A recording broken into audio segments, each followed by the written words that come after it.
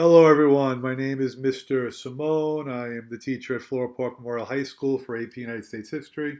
And this is from my class or anybody else that happens to be watching it. We're going to do some review for the altered 2020 AP exam. We're going to approach it with thematic units, and this one will cover foreign affairs from 1754 until 1945. Remember, this is just a brief overview, not everything that ever happened. So any questions you may have, jot them down, send them my way in class when we meet up on Google Meets. So what I did for each of these units is I gave you the general timeline for each one, and then we'll just focus in on our theme, this one being foreign affairs. But again, the big overview for 1754 to 1800 is the French and Indian War. That's followed with this whole Revolutionary War era, obviously causes and events. Then the first form of government after the Revolution will be the Articles of Confederation, and that will be scrapped and followed by the Constitution. And the Constitution will see the presidencies of first George Washington and then John Adams, getting us up to 1800. So when we specifically gear for foreign affairs, this first conflict of the French and Indian War is a conflict between the French and the Native Americans together versus the British and the colonists. The one Native American group that did side with the British was the Iroquois from our state of New York. Now, early on in the conflict, Ben Franklin arranged the Albany Plan of Union, and this cartoon from that conference is pretty well known, the Join or Die cartoon, in which he was trying to get the colonists to all unite together. And as you can see, the image of a divided snake with the initials of each of the colonies illustrates that they would be, disrupted, or it would be very dangerous for them to not organize together. Nothing of significance happened at that time, but this was setting the precedent later on that the colonists could organize together. This is a turning point moment because when the war is over, the British start to enforce laws that they had already originally had in place, such as the Navigation Acts, and they start taxing the colonists to pay for the cost of the war. Now remember, William Pitt had promised them that he would have taken care of the cost of the war if they just volunteered, but that promise was never fulfilled. So the concept of having laws but not enforcing them is called salutary neglect. And this is just going to lead to about a decade of conflict between the British and the colonists. It starts with Pontiac's Rebellion, a Native American attack that compels Parliament to pass the Proclamation of 1763, telling them that they can't move west of the Appalachian Mountains. And then you're just going to see a whole series of the Stamp Act, the Sugar Act, the Townsend Act, the Writs of Assistance, Boston Massacre, the Boston Tea Party, chanting no taxation without representation. Those are your causes of the American Revolution. The spark of fighting is the Battle of Lexington and Concord, shot heard around the world. And then after Thomas Paine publishes Common Sense, encouraging the colonists to rebel, the Declaration is written. That will lead to your revolution, followed, as I said, by the first form of government, the Articles of Confederation, which is a very weak form of government. We'll do that more when we do role of government in another unit. Shays' Rebellion demonstrates the weakness of it. All right, and then you'll have your Constitutional Convention, where Washington will become president. So as far as foreign affairs goes, George Washington did not believe it was in the best interest of the United States to get involved with other countries. That's why he issued his Proclamation of Neutrality. Not because he felt that America wasn't, a good country. He just didn't think, as a young country, it was in our interest to form these alliances. So he even warned us against it in his farewell address in 1796, or 97, I guess, arguing against the permanent alliances being formed by the country. As John Adams takes over as the second president, John Adams is dealing with the problem of impressment, and that's going to plague the presidents after him as well. This is when foreign countries were kidnapping our sailors, attacking our ships, and disrupting our trade. He made one attempt to get the French to stop by sending over some American representatives, but the negotiations fell flat, and it's known as the XYZ affair. We didn't even acknowledge the French agents by name. We just called them Agent X, Agent Y, and Agent Z. Again, there's a lot more, but this is, again, just a review for you. All right, so now from 1800 to 1844, this is the election of Jefferson and his purchase of Louisiana. Then you'll have the War of 1812, and then this brief time of one political party called the Era of Good Feelings. That gets disrupted with a disputed election in 1824. My students are sick of me telling them all about those four candidates, so we won't do that here. And that'll lead to the Age of Jackson, and it ends with the Seneca Falls Convention for Women, which we'll do in our Women's Thematic Review Unit. But from foreign affairs, the War of 1812 will be the key event. This is a conflict over impressment. The British and French were the primary culprits of this. But the war, and it's also Native American attacks and desire of us to expand into Canada. But the war will be fought under James Madison, largely over impressment, and it's with the British. Some people call it the Second American Revolution. But it really, nothing changes. All right, we end the war, status quo, the Treaty of Ghent, everything just stays the same.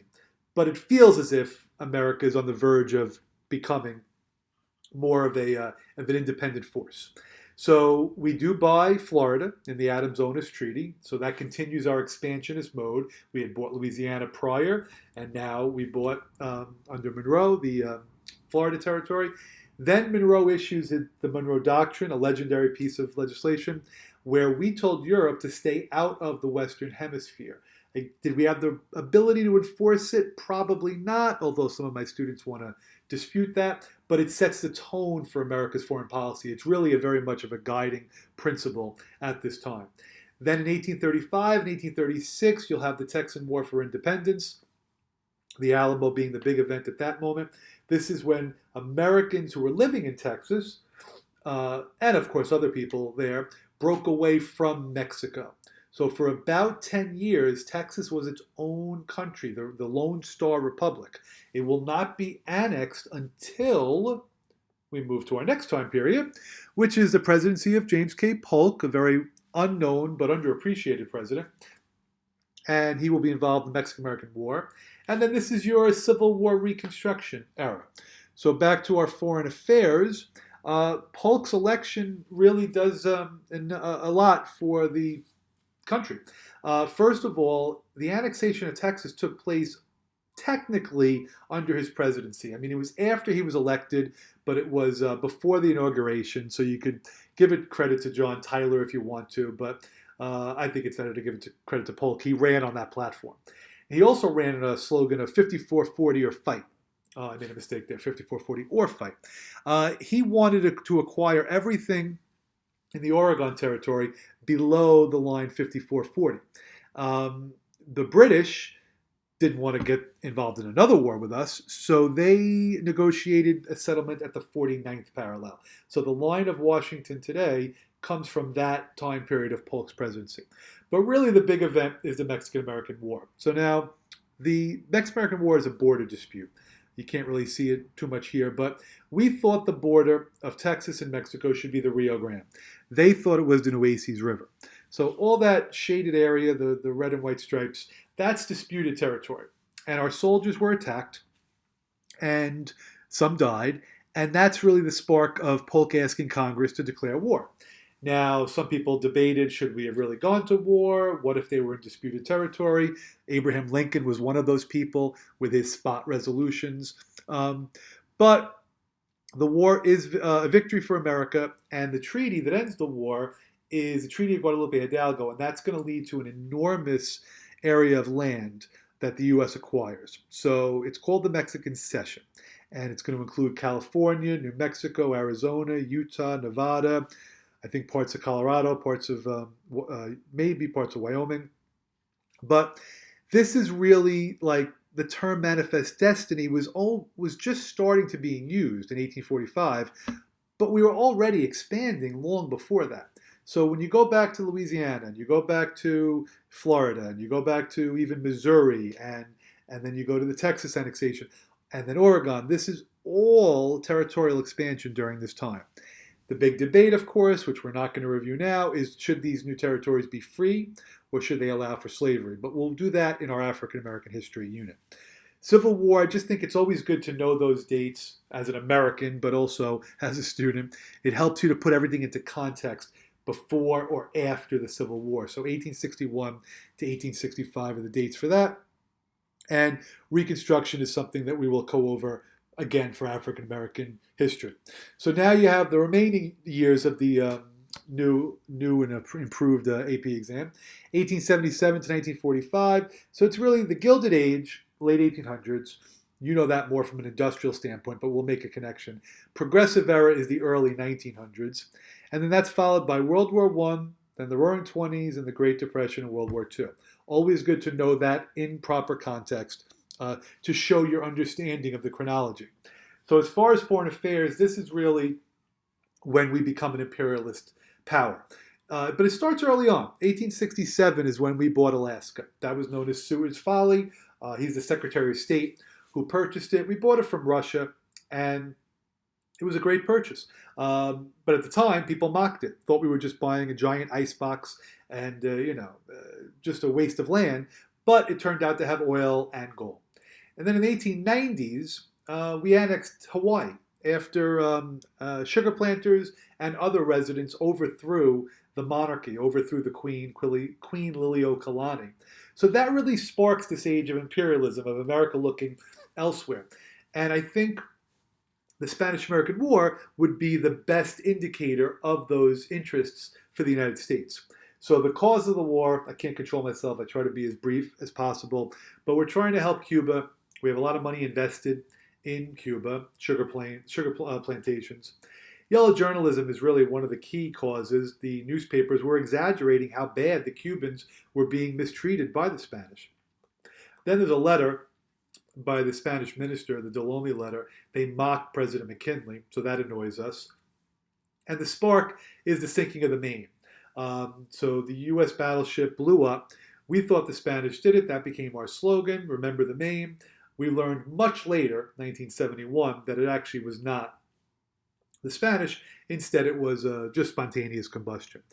But the war is quick. Secretary of State called it a splendid little war. It took place over short amount of time. The U.S. wins, and as a result, the U.S. gets Guam, Puerto Rico, and the Philippines. That's the immediate result. We become a world power, though. So now you'll see President Theodore Roosevelt issuing his big stick policy. We now start to emerge in the Caribbean. We go into China with the open door policy. We build the Panama Canal. There's many other examples I could give you, but we're just reviewing. But I think for your complexity point here, I should have done more of these earlier, but your complexity point here really, make the connection that the rise of big business in the Gilded Age was kind of the impetus for this expansionist policy. They want new markets to sell goods, monopolists. They want to acquire raw materials. They want to expand their industrial capability. And what better way to do that than to pursue an imperialistic policy? So I think that's a way that you can try to work on getting that complexity point there. Now for World War I, this is 1914. At the beginning, the U.S. was neutral.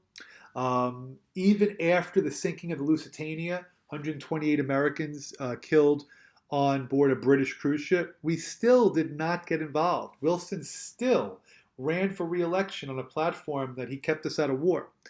But it's probably the Zimmerman telegram from Germany to Mexico, telling them to join forces against us, that really made Wilson and Congress realize it was probably time to go. That, along with Britain and France trying to guilt us into supporting them as allies. It's another example of America's victory, and Wilson shows up to France with his plan for world peace. It's called his 14 points.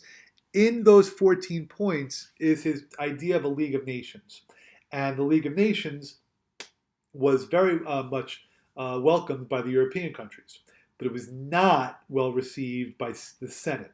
And remember, the Senate has to approve all treaties. So we did not join the League of Nations, and we did not ratify the Treaty of Versailles, even though it was Wilson's brainchild to come up with this. But he could not convince the Senate. They didn't want to sign a treaty that was going to compel them to future conflicts. The League of Nations had an article, Article 10, that mandated member nations join each other if one of them is attacked. All right. So then in the 20s, we were isolationists, but I put a question mark there. How isolationist really were we is debatable. FDR, this is now Franklin D. Roosevelt, he issues the good neighbor policy. So he tries to make better relations with Latin American countries, probably trying to make up for the fact that his cousin, distant cousin Theodore Roosevelt, created a sense of ill will in the region. And then here's another example of getting a complexity point. So in 1934, a senator from North Dakota, Gerald Nye, I don't know what it is about North Dakota senators. Those of you that remember Byron Dorgan and the Glass-Steagall Act know what I mean. But the Nye Committee report, he concluded that he believed that the reason we went into war in World War I was to help bankers get rich. Now, you could imagine how outraged people would be if they heard that we went to war just for monetary reasons. I bring it up because if there was ever a war that Americans were all in agreement on, it would be World War II. But it really made it difficult for FDR to convince Congress to go to war. Americans were just not on board. And you had even a group called the America First Committee that really made it difficult. And if it weren't for, so we were neutral, 1935, 1936, 1937. So even as Axis aggression was on the move all throughout Europe and Asia, we were standing by. Some of you know I mentioned the book that they made into an HBO movie with Charles Lindbergh being elected president. That didn't really happen, by the way, but it's just a fictitious, historical account. But it shows how difficult it was for FDR to get Congress to agree, and it took an attack on Pearl Harbor to do so. And we end this with the U.S. Bombing Japan not once but twice, Hiroshima and Nagasaki, with the atomic bomb. So that's a very abbreviated, but I think still a good overview of foreign affairs. If that happens to be one of your topics for the DBQ, my students, I'll see you in class. And if you're not my student, I wish you the best of luck, and I hope you're safe and well. All right, take care, everyone.